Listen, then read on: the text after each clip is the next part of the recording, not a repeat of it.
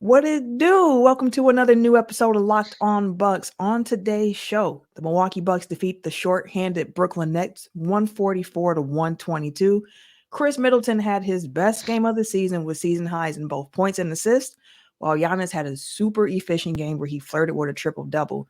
How important has Khris Middleton been to the Bucks' success so far this season? Plus, how can the Bucks be seen as sputtering when they continue to fill up the scoreboard? All of that, plus some words about former Bucks owner Herb Kohl, who passed away today, coming up next on today's show.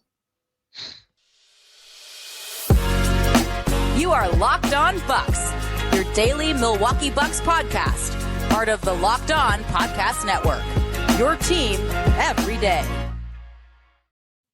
You are Locked On Bucks, part of the Locked On Podcast Network, your team every day. I'm Camille Davis. You can catch me weekly on the Technical File podcast, as well as Cheesehead TV's Carry the G and MKE. Joining me is longtime voice of the pod and founder of BrewHoop.com, Frank Madden.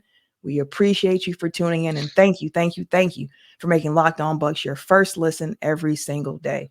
We are free and available wherever you get your podcast, as well as on YouTube. Today's episode was brought to you by Prize Picks, the easiest and most exciting way to play daily fantasy sports. Go to prizepicks.com/lockedonnba and use the code, all lowercase, lockedonnba for a first deposit match up to $100.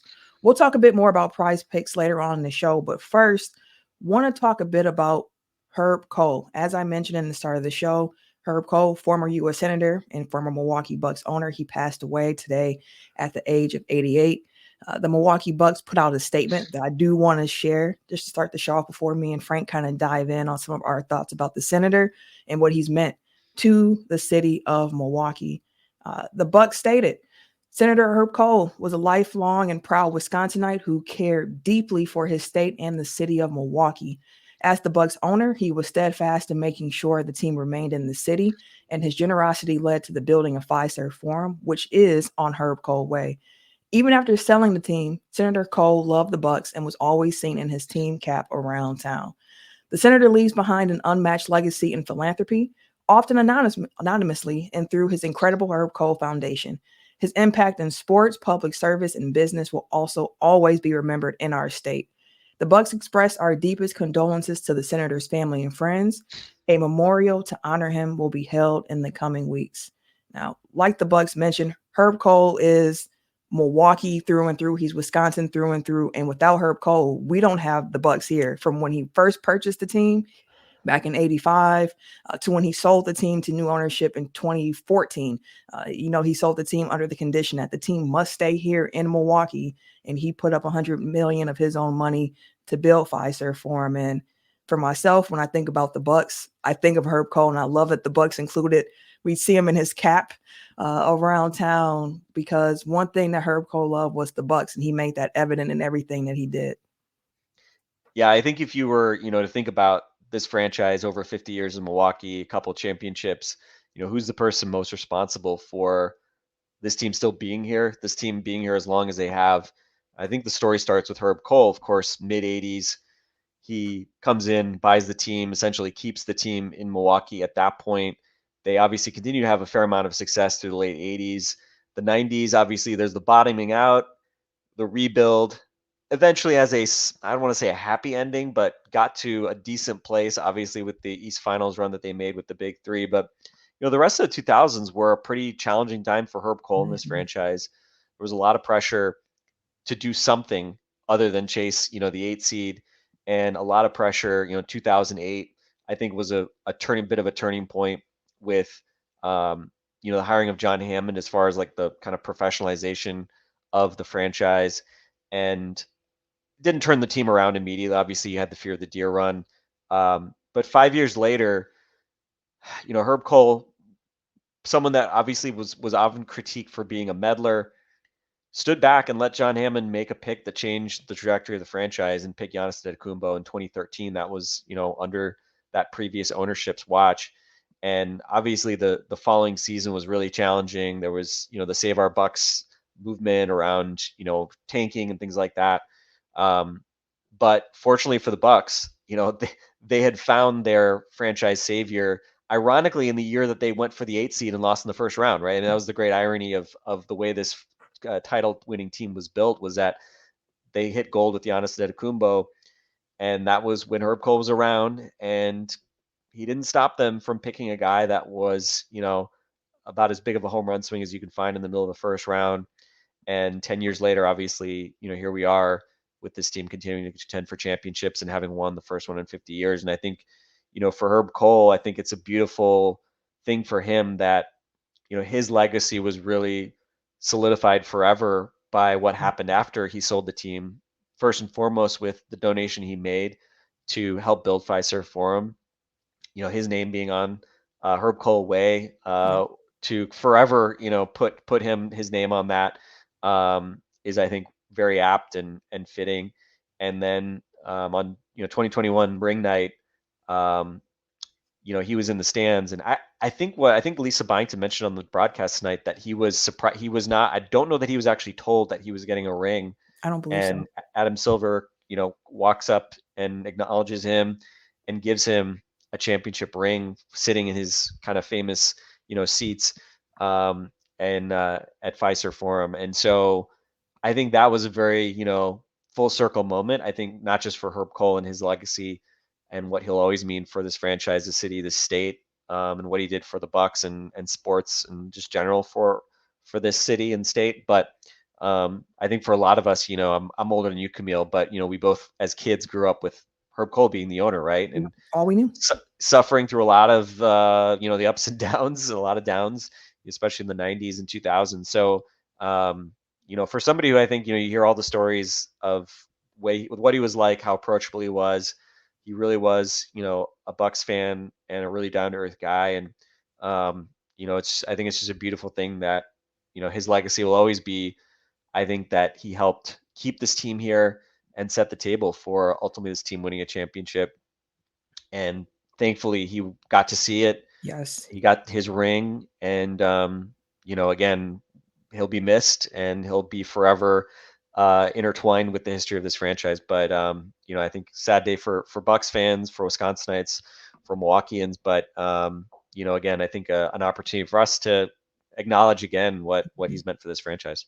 Yeah, absolutely. And what he's meant for the state. Like, there are Kohl's department stores throughout the state, grew up with Kohl's grocery stores. Kohl's Food Yes. Emporium. Yeah. Yes. Here in the city that his family helped put together. And I never had the pleasure of meeting Senator Herb Kohl myself in person, but it seems like everybody whose path he crossed, he left just a lasting impression of just kindness, genuine interest in how people were doing, where players were saying like, hey, he even knew my name and I didn't expect him to.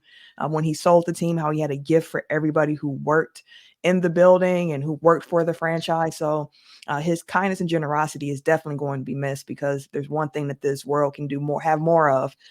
It's kind-hearted people. So big thanks to Herb Kohl and all that he's done for the franchise, for the city, and for the state. And it just felt right that we had to start with Herb Kohl, with this being a Locked On Bucks, Milwaukee Bucks focused podcast. Doesn't feel right to do anything but start with that. And we'll get into the game and break all that down a little bit more after this.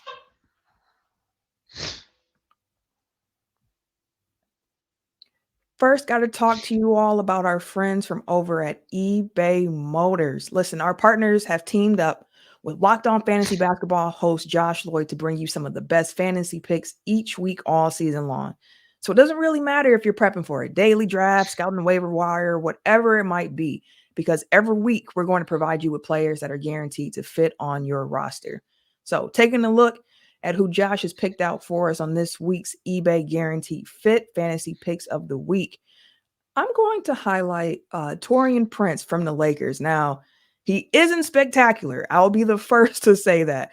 But with the Lakers changing their starting lineup and putting D'Angelo Russell on the bench and moving Jared Vanderbilt into place for him, this lineup needs all the shooting that they can get. And Taurean Prince is somebody who's been on a nice run of late when it comes to shooting the three ball. So they're going to need a lot more of him with this roster change. So that's definitely somebody to check out for your fantasy picks this week. Josh Lloyd from Locked On Fantasy Basketball is going to help you win your fantasy championship. And eBay Motors knows a championship team is all about each player being a perfect fit. That's the exact same with your vehicle. I had my first car for nearly 10 years, and I love that car. Like, I love that car so much, I named it. That car was Rico. I miss Rico still to this day.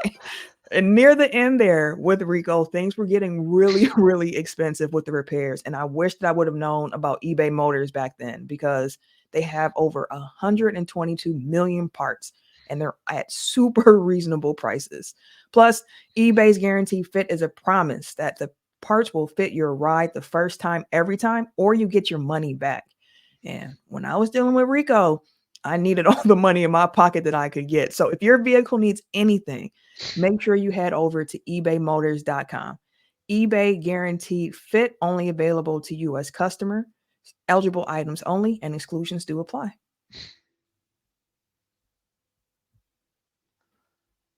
Thank you again for tuning into Locked On Bucks. A special shout out to everybody who tunes in Monday through Friday. A special shout out to all of those everydayers. And if you enjoy what we do here on Locked On Bucks, I got to put you on something else that you might enjoy because Locked On has launched the first ever national sports 24/7 streaming channel on YouTube. Sports all day long, every day on YouTube. Locked On Sports Today is here for you with 24/7 coverage of all the top sports stories of the day. And it's brought to you by all the local experts here from Locked On. Plus, you can see some of our national shows that cover every league as well. Make sure you go to Locked On Sports Today on YouTube and subscribe to the first ever national sports 24/7 streaming channel. Now, Frank, the Nets kept it pretty interesting tonight for the first 3 quarters before the Bucks could pull away. And when I say the Nets were shorthanded, I mean they were shorthanded. They were on the second night of a back-to-back after sending the Pistons to their sad fate of making some terrible NBA history on a 27-game losing streak. But with that, sat a lot of guys tonight. And even then, Cam Thomas started the first quarter. We saw a little bit of Mikal in the first quarter, but didn't see them too much after that. So the Bucks were able to pull away in the fourth. Again, a super efficient game from Giannis, who only missed 2 shots tonight to finish with 32 points, 10 rebounds, 8 assists. Khris Middleton had the best game of the season tonight so far for him. Season highs in points and assists. He had 27 points and 10 assists. And I've really been enjoying Khris Middleton's play as of late. Yeah, I mean, I think when we talk about the questions with this team, right? Obviously, we're going to start with defense, and on a night like tonight, we're going to get to that in a minute, right? 70 paint points allowed after what we saw in New York the other day on Christmas.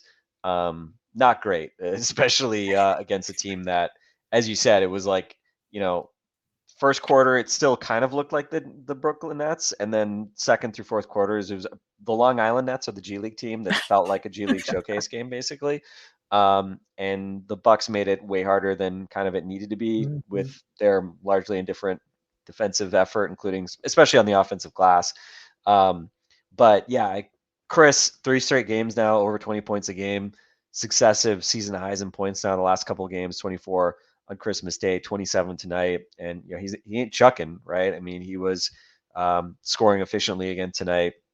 I think what it was, 11 to 18, 11 to 17, something like that.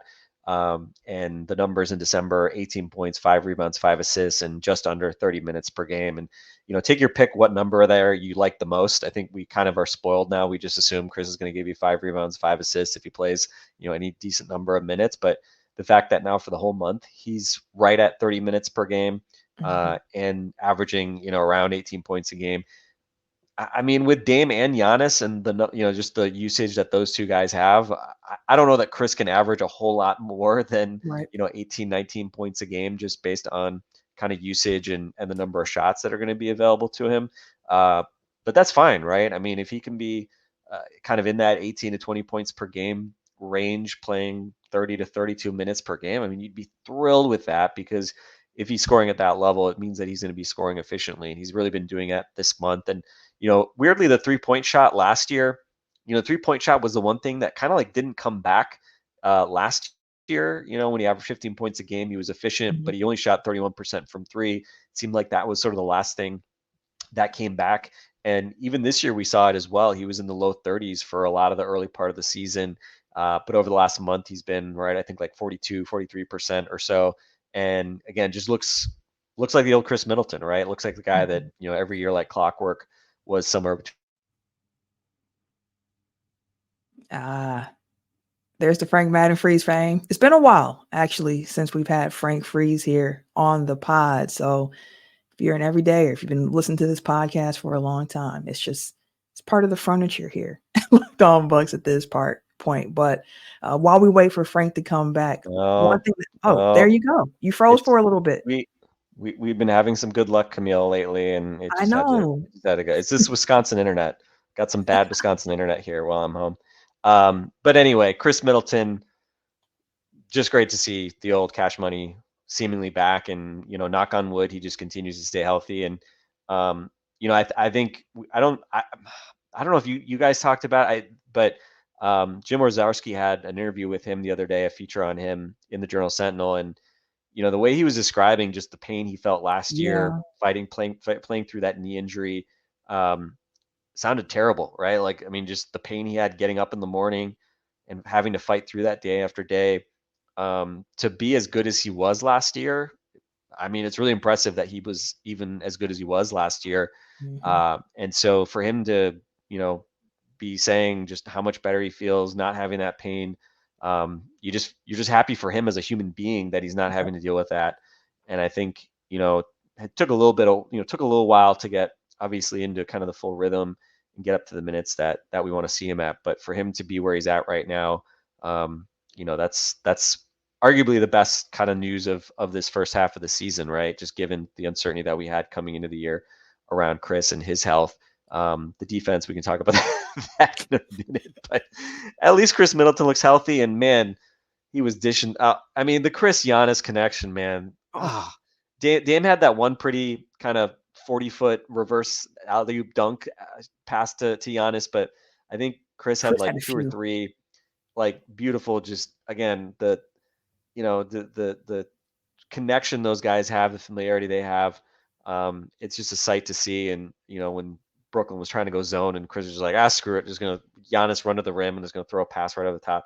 It was such a beautiful thing to watch. And again, this is why he's the guy that unleashes this roster. And you look at like the on off stuff, like I was looking at cleaning the glass, right? Like Khris, Giannis, Dame are like plus 17 points per 100, but Dame and Giannis without Khris are like plus 3, right? So adding that third weapon with Khris, and it's not Mhm. just offense. Like the numbers are a lot better on defense too when he's around. So yeah, you can't say enough about Khris. And again, as much as this game is not going to be one that we look back in the annals of history on, given the competition, just to see Khris continuing to look confident and get to his spots and make plays. Is just obviously continually good thing to see, and a trend that has been very welcome here as we get close to the end of 2023. Absolutely. You mentioned the fact that their net rating when it's Dame, Chris, and Giannis on the court together is about plus 17. I saw earlier as well, coming into this game, that the offensive rating with those three together on the court, 128, which is 99th percentile. Meanwhile, the defensive rating is 111.5, which is the 81st percentile. So the three of them on the court together looks really good. But also what I've been liking about the Bucks rotation is we know now at this point that Dame is going to play the entire first quarter and the entire third quarter. He's going to play half the second, half the fourth. And Giannis tends to sit out at the beginning of the second and beginning of the fourth quarter. And Griff's been letting Khris run with those units. And I've been enjoying seeing him also get those reps where he's the only guy of that big three on the court and able to facilitate, able to get into his rhythm as well. And you saw him put up a lot of points during those minutes when he's able to be the playmaker and the lead scorer for the team.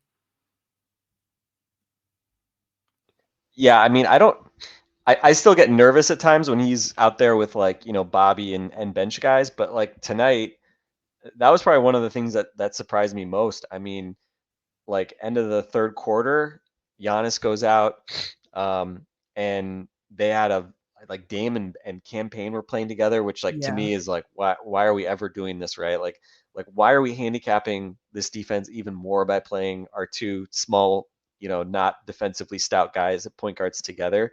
And you had Bobby out there as like the only big for a while. And the fact that they like expanded the lead to end the third quarter was really big. And then Khris comes back to start the fourth quarter.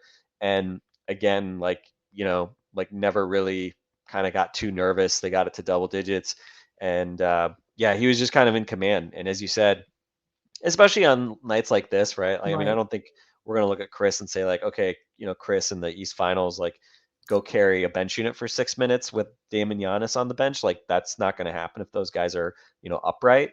But during these kind of random, late Mhm. December slog type games, the fact that Khris can do that is important, especially because you talked about the starting five. Those net rating numbers that we've been quoting, those are largely driven by the starters. The starting lineup has awesome numbers this year, right? Like they were like plus 17 net rating or something like that coming into this game. Probably a little bit better, although kind of took until late for this game to kind of be put away. But really, it's kind of like the bench units that are what the problem has been, which is interesting because early in the season it felt like they had a lot of slow starts, but net on the season, the starting five has been really good. The defense has been very much above average with that group. Even with Malik Beasley, right, and all the complaints we have about him and not passing the eye test, that group has been super effective, and it's kind of all the other lineups that have had issues. So yeah, obviously Khris is a huge part of that, and again, you just cross your fingers, knock on wood, that he continues to not show up on injury reports, and Yes. Giannis as well, right? Obviously, he also had off-season surgery because he's Wolverine. He didn't miss any time at the beginning of the year, but again, cross fingers, knock on wood. I shouldn't say it out loud, but he has not had any issues with his left knee this season after that bothered him the last couple of years. That was where he had to clean up, and he did have goes on the injury report, was questionable for this game with with kind of that calf issue that he's sort of been managing for the last few weeks. But again, played, and as you said, 10 for 12, from the field, kind of did what he wanted, was playmaking. Giannis was Giannis, and Yeah. obviously with the group that the Nets had out there tonight, they didn't have too much chance of slowing him down unless they sent like 3 or 4 bodies. So yeah, fun performance from him. And again, if not for the defense keeping the Nets in it, and the Nets, to their credit, right, just basically saying like, yeah, Bucks, we're not scared of you. We're just Not gonna going attack away. you guys. Yeah, we're gonna attack you guys off the dribble, go to the basket, and try to stop us. We're gonna put Brook Lopez on some posters and see where the chips fall. And eventually, the Bucks win the game, but the scoreline felt a bit flattering. Yeah, and on Wednesday's episode earlier today, talked with Justin a bit about that Ringer article that came out that described the Bucks as sputtering after they lost on Christmas Day. And tonight's another example how offensively this team can pour on the points. Like there is no slowing that machine down. I want to dig a little bit deeper into those numbers right after this. Prize Picks is the largest daily fantasy sports platform in North America. And honestly, it's no wonder why that is. It is the easiest and most exciting way to play DFS because it's just you against the numbers. You don't have to worry about battling thousands of other players, which normally include some pros and some sharks. Because with Prize Picks, all you're doing is picking more than or less than on 2 to 6 different player stat projections. And then you just watch the winnings roll in. I've said it before and I will say it again. I'm about my coins. So when I win anything, I want my money as quickly as possible. I'm patient about a lot of things, but not about my ends, which is another reason why I love Prize Picks because they have really quick withdrawals.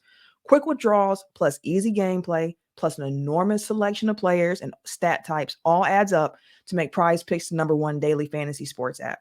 So go to prizepicks.com/lockedonnba and use code LOCKEDONNBA for a first deposit match up to $100. Again, go to prizepicks.com/lockedonnba and use the code LOCKEDONNBA for a first deposit match of up to $100. Prize Picks, daily fantasy sports made easy.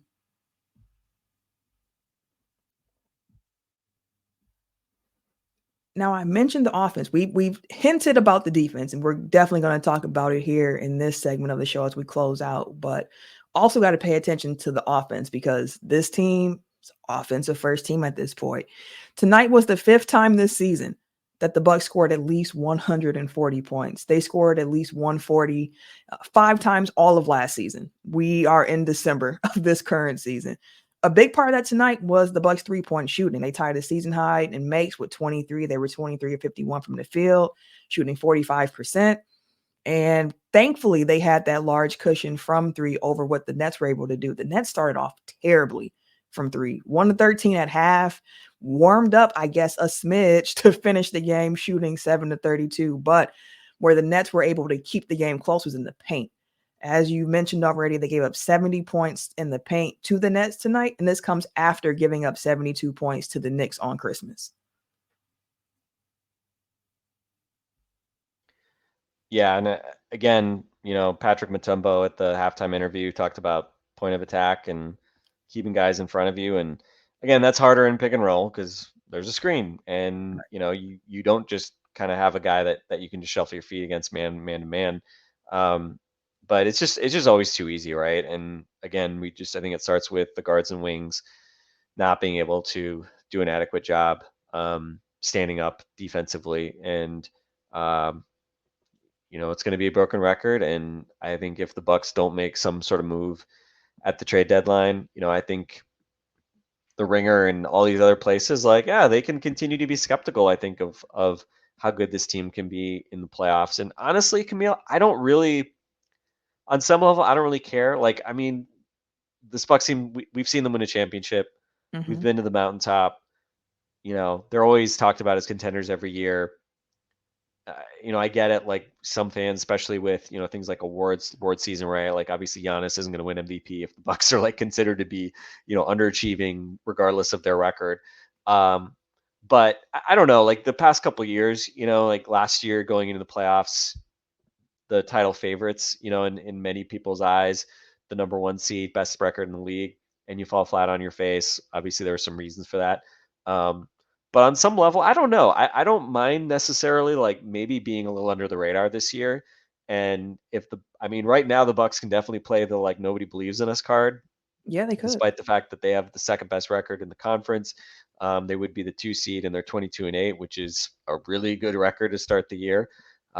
So again, I would prefer that they make some sort of trade change to add some depth. It was interesting. The Nets are such an interesting team, right? Dorian Finney-Smith didn't play tonight with the injury.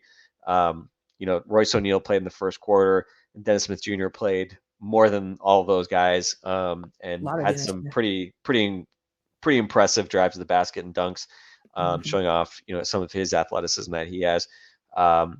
I don't know. It's kind of one of those things I'm not sure. I started the year thinking Dorian Finney-Smith was a guy that I wanted to target in a potential trade. I don't know that Royce O'Neal, what he's got left defensively. I'm sure he has more than the Bucks have currently on the wing defensively. But DSJ, I think, is also a really intriguing guy. I think unfortunately his shot looks pretty broken, really since the last couple of years. The shot, he was a guy that shot well from three in college, was a really deep 3-point shooter at NC State, was projected to be a good 3-point shooter. And over the course of sort of his, up and down career, that part of his game just has not kind of gotten to a good spot.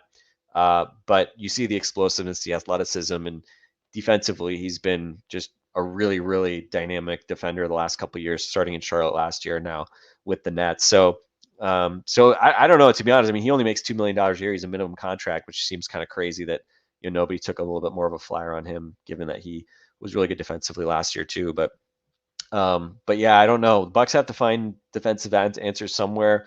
We saw a little bit of Andre Jackson tonight, and but refreshingly a lot more of Marjon Beauchamp.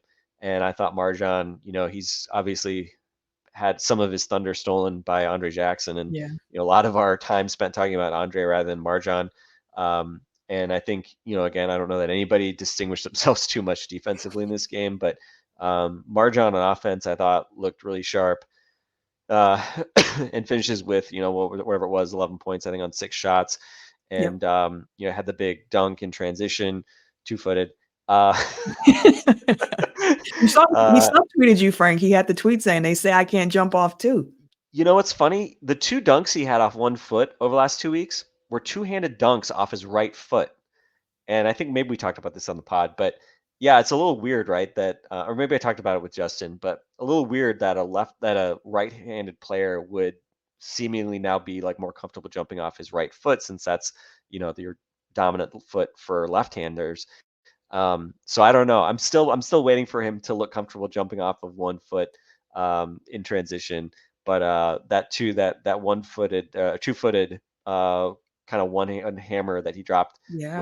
was pretty Nice. sweet in transition. And I think the thing too I just give him credit for is you hit 2 out of 3 from three, plus 21. The bench put up huge plus minus numbers. We were talking earlier about the Mhm. bench being the problem. When you look at like kind of overall, like where do the Bucks sort of build leads versus lose leads, and the bench typically being a problem. And tonight, the script was largely flipped, right?